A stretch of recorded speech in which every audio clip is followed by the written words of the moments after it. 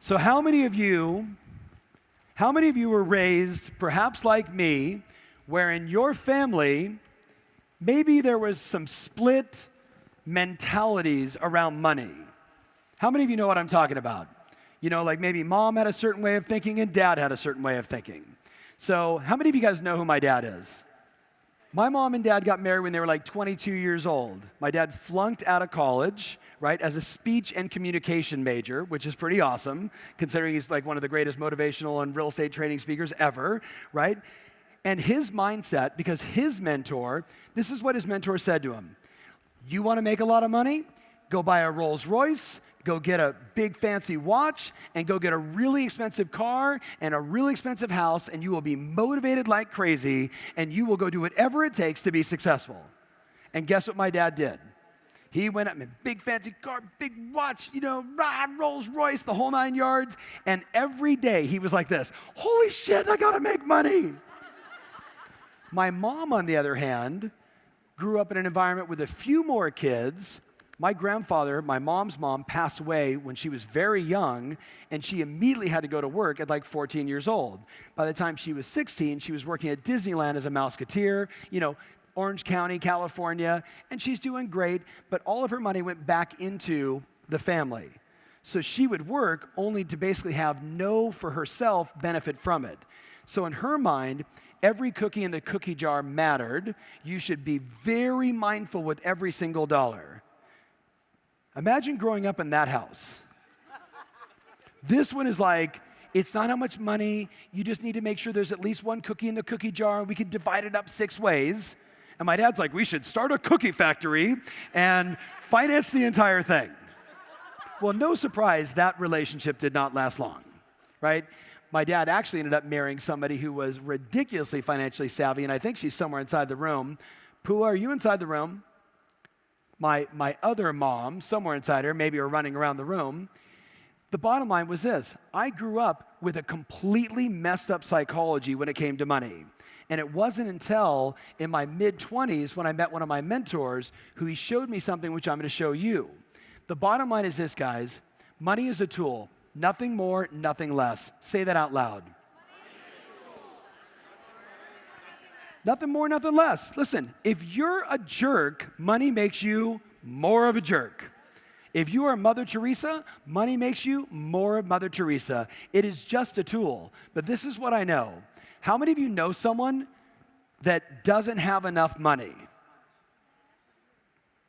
I don't know about you guys. I don't want to be that person. And not that I feel bad for them or less for them. All I think to myself is, that person was never taught what I'm about to teach you.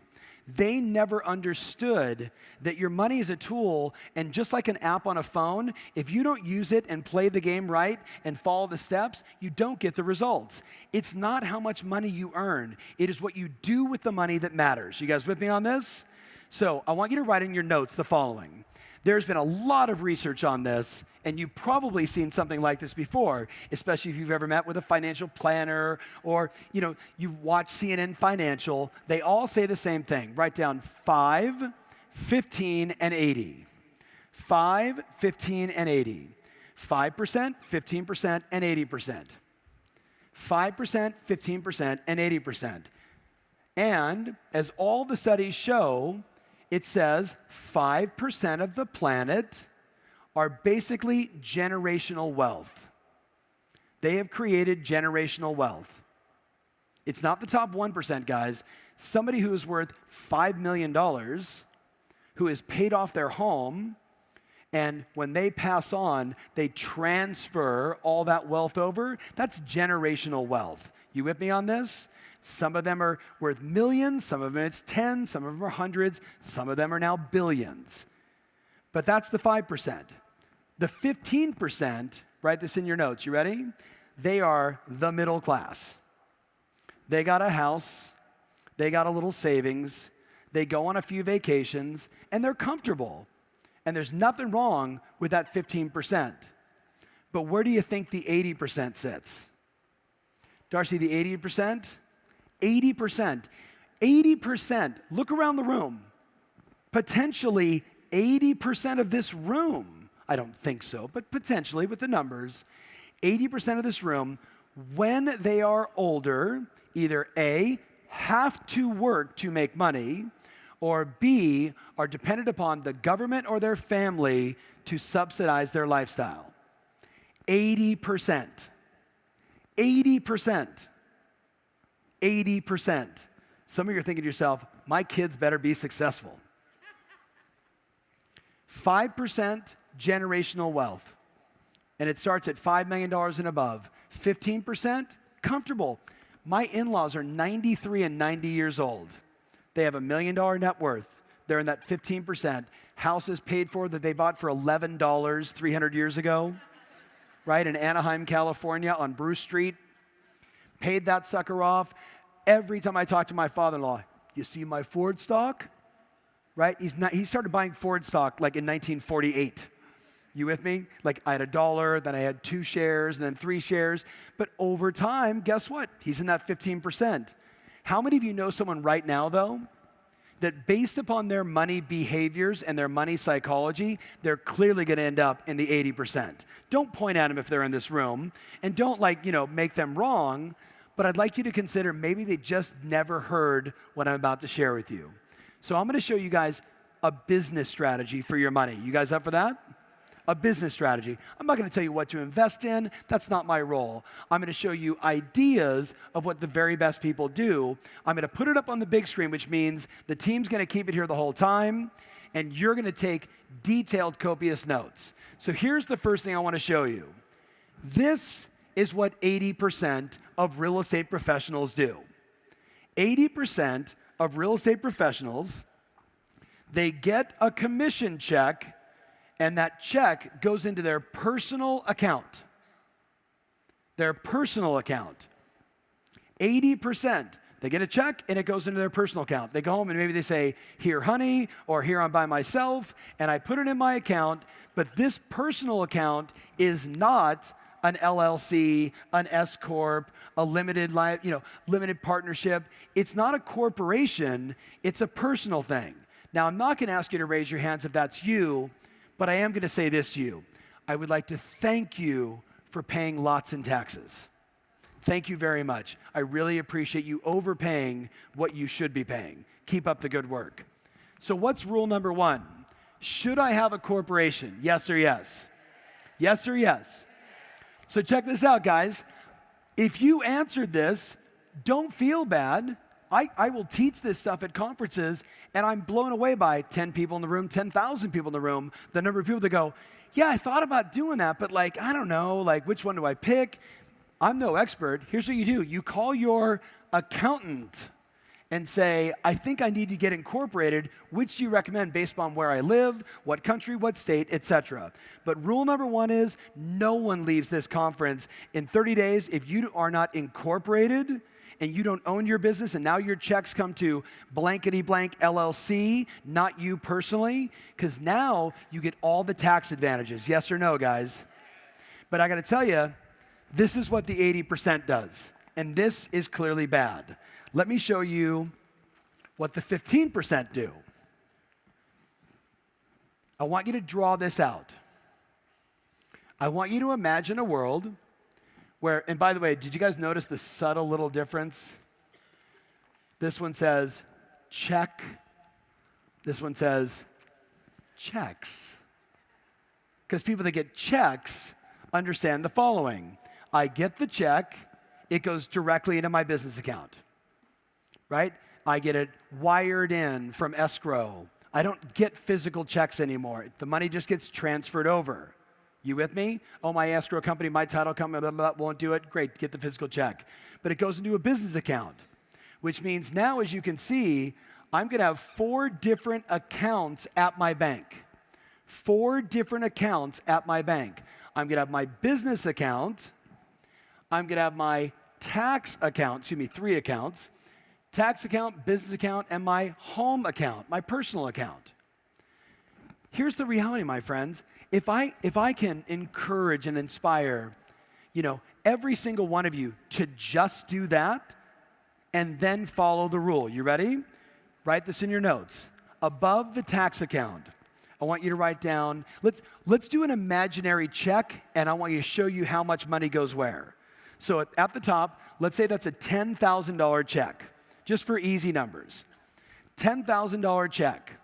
So all of a sudden, $10,000 hits my business account, and the first thing that happens is instantaneously 3,300 of the 10,000 goes directly into my tax account. 3,300 automatically into my tax account. Because some of you think when you get a check for 10 grand that you actually have 10 grand. How many of you are in the state of California or New York or in the country of Canada? You get a check for 10 grand and you're lucky if you get 4,500.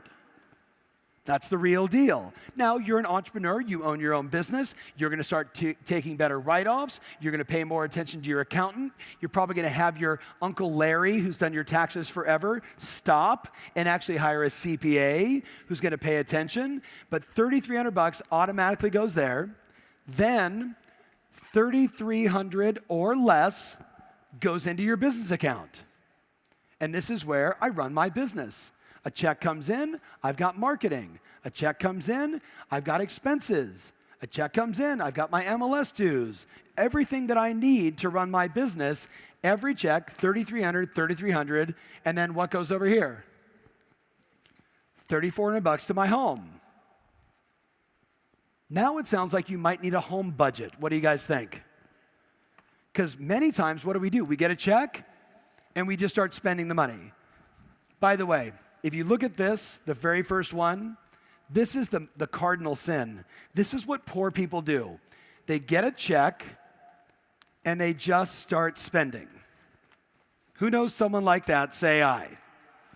Matter of fact, the bigger the check, the more they start spending. And they never think about debt reduction, because they'll do that later.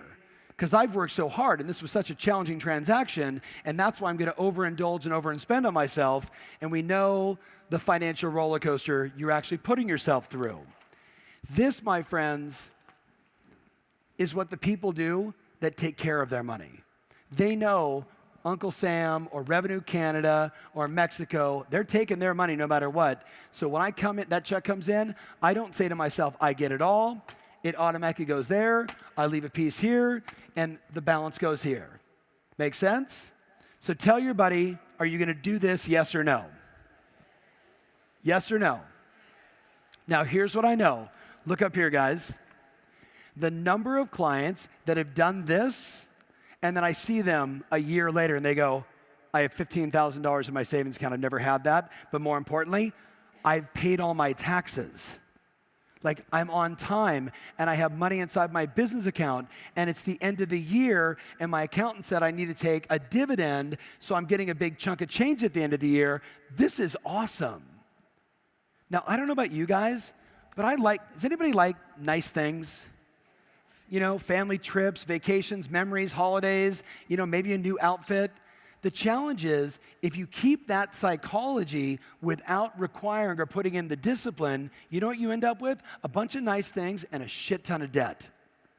So do me a favor, tell your buddy, do you know someone personally that has too much debt? Anybody inside this room? Now listen, there's smart debt and there's bad debt, and I'm not gonna go too in depth with you on this, but you know the difference. You know, credit card debt at 19% is dumb debt. Buying a house and getting a mortgage with 3.5% is really good debt. So we all know the difference, and I just want you to be mindful. I want you to take care of your money. But now, did you guys get a photo of this? Did you capture it? Are you sure? Are you promising to do this? Okay, do you want to know what the wealthy agents do? This is what the wealthy agents do. It's a little more complex.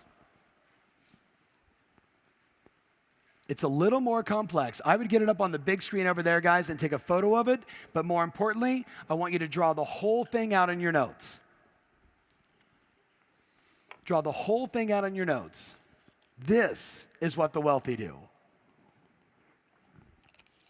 This is the stuff that no one taught me, saw until Bill Mitchell pulled me aside and said, what do you do with your money? And I'm like, I don't know, I just get the check and I throw it inside my account and I spend it like crazy and I never have any cash and I'm always in trouble. Draw this out. So play a game with me. You get a $10,000 check. The $10,000 check goes to what account? To what account? And 33% of it goes automatically where? To my tax account, because I don't really have 10,000. I really have 6,000 and change. That's the real deal. So 3,300 automatically here. Then I take another 3,300 over here or less, because I don't know your business expenses. But by the way, guys, your marketing cost should be no more than 10% of your expected gross revenue. Your marketing cost should be no more than 10% of your expected gross revenue. So a percentage of that 3,300 is going to go for your direct mail and your marketing and your email and your Zillow leads and your Facebook ads and the prints and the brochures and everything else. But no more than 10%. No more than 10%. Got it?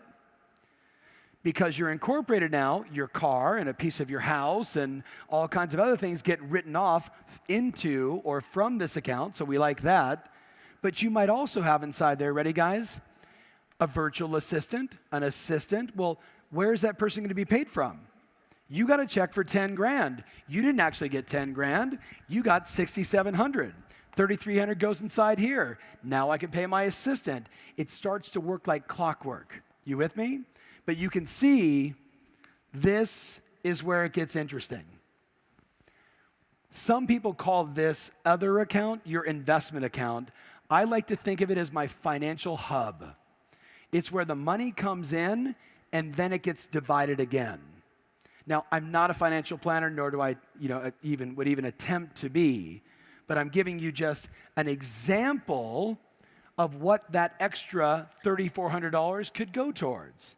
So maybe you need, because you do 2 deals a month, you're like, I need $4,000 a month to come into the home expenses, so I'm going to take, $2,000 of my 3,300 or the 3,400. Where does the rest go? Do you have a retirement account? Do you put money in the stock market or in bonds or whatever you believe in, 401k? Do you have an account where you just put cash to buy real estate? Why not, on every check, take 5% of every check, put it into an account called cash for real estate? And you just watch that sucker grow like crazy over time, 2 years, and also you're like, I got $185,000 in cash sitting inside that account. I should go buy a duplex. I should go buy a fourplex. I now have the money to go do these deals. Retirement account, real estate cash account. I use this because I did it with my kids, a 529B account, which is a college fund. Cash account. Since we did real estate cash, why don't we call this the fun account? The fun account. I'm going to go spend this money on stupid stuff and throw it away later and not care. Or I'm going to take this money and I'm going to use it for vacations and holidays. What action are you going to take in the next 30 days around this conversation? There's no more information. That's it. Tell your buddy, what actions are you going to take in the next 30 days? Do it right now. Hey, thanks so much for watching. We have a number of events coming up and we'd love to have you there. Visit tomferry.com/events and reserve your spot today.